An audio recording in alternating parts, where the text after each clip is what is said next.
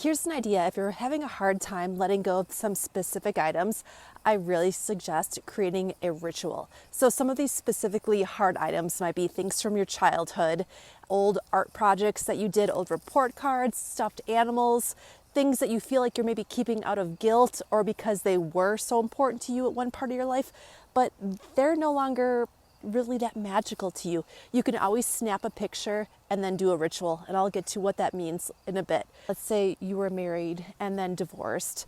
You might have wedding dress or wedding photos or things from the marriage or that other person that no longer bring happy memories. You are allowed to get rid of as much or as little of those items as you want, and that might be really powerful to have a ritual after those as well.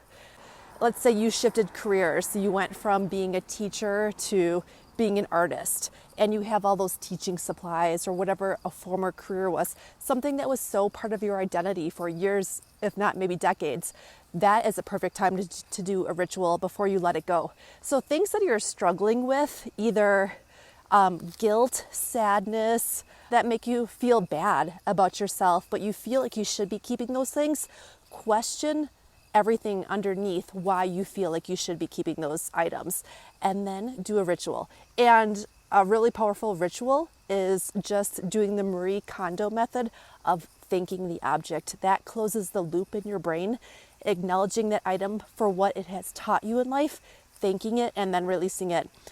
For childhood items, I did a whole other video on this. I actually burned them. I burned maybe 3 bins of old art projects, report cards, things that just my mom kept for 4 decades of my life. And I didn't feel the urge to carry them on any further.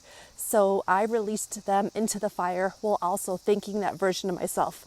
You can write a letter to that former person of who you used to be, honoring her. So many different types of rituals, but I highly suggest it for closing that mental loop in your brain and creating the space for the object to leave your home.